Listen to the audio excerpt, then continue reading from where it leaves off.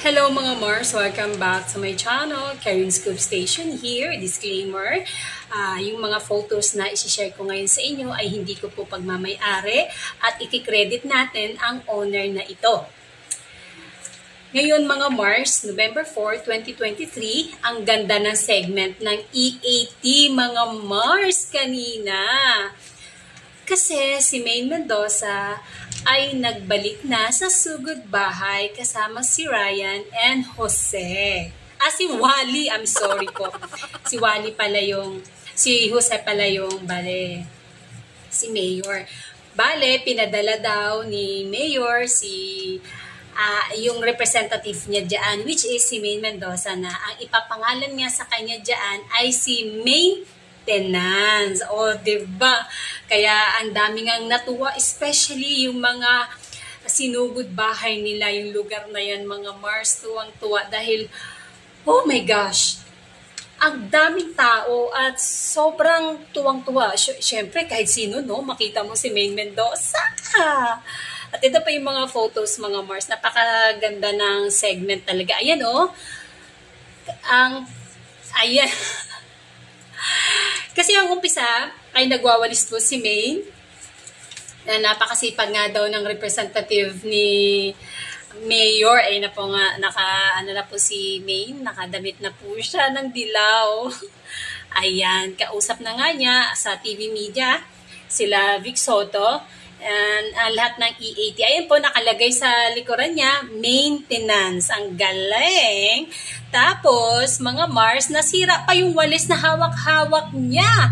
And dito naman ay dahil birthday ni Atasha, ay may inabot si Maine na galing daw kay Mayor, which is, inabot naman kunwari ni Atasha through camera. Di kunwari, parang inabot din talaga. And happy birthday, Atasha Mulak. Ayan. O yun, tuganti naman yung mga tao, mga Mars. Grabe. Grabe ang mga tao. Wait lang, balik ko lang dito. Sorry. Yan. Tapos mga Mars, nung nag-umpisa na nga, yung nakahapili na sila ng contestant, at pupuntahan na nila sa bahay nito, di ba ganun po ang sugod bahay. Tapos sabi nga nung contestant ay malapit lang daw. Sabi ni Maine, ako lagi kayo nagsasabi ng malapit pero ang layo nga talaga, Mars, dahil ang tagal lang nakarating doon sa bahay. Kaya habang naglalakad sila papunta doon sa bahay ng contestant, ay binati ni Maine Mendoza ang kanyang asawa dahil magbe-birthday nga bukas si Congressman Arjo Atayde, November 5. Kaya naman, ang mga Dabarkads na mga ninong din niya, si Tito Vic and Joey, ay binati din si Arjo Atayde, and the rest of the Dabarkads binati din. Ayan, dahil birthday nga, ang sabi ni Maine, Tito Sen, lahat binanggit naman niya. Tapos, batiin ko lang ang asawa ko dahil magbe-birthday po siya bukas. O, diba? Ang sweet! And then, tapos abangan na lang natin kung ano ang celebration nila bukas, mga Mars. Wait, may update for tomorrow's Arjo's birthday. And next video naman, mga Mars, isi-share ko sa inyo ang FPJ's Batang Quiapo. Nung nakaraang buwan ay nagpakita sila ng trailer na kung saan ay ang ganda ng trailer nila na mangyayari nga. Shinare nila na yung pinaka-inaantay ng lahat na mabubuking na nga si David. Biglang nagbago ang trailer na ipapakita na magaganap the rest of the month, mga Mars, hanggang kung kailan magaganap yung ibang episode. Dahil nga, nagka-problema sila sa Bucor.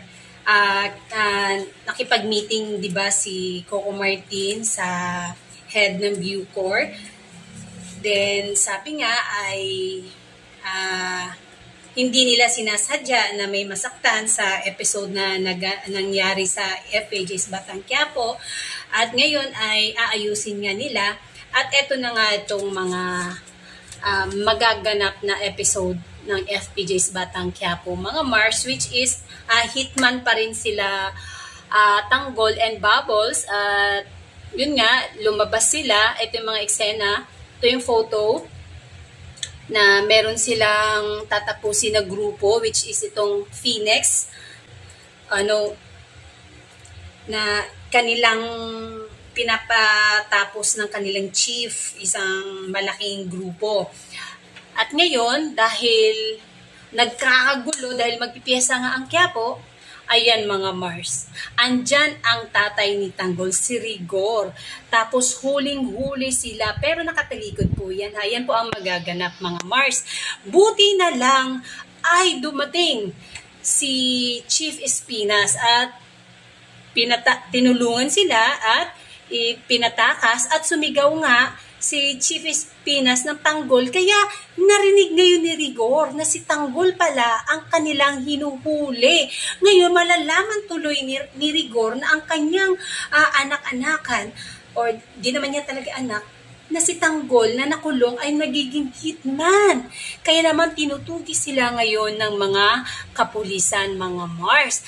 Then mapupunta sila ngayon ni Bubbles sa labas ng syudad.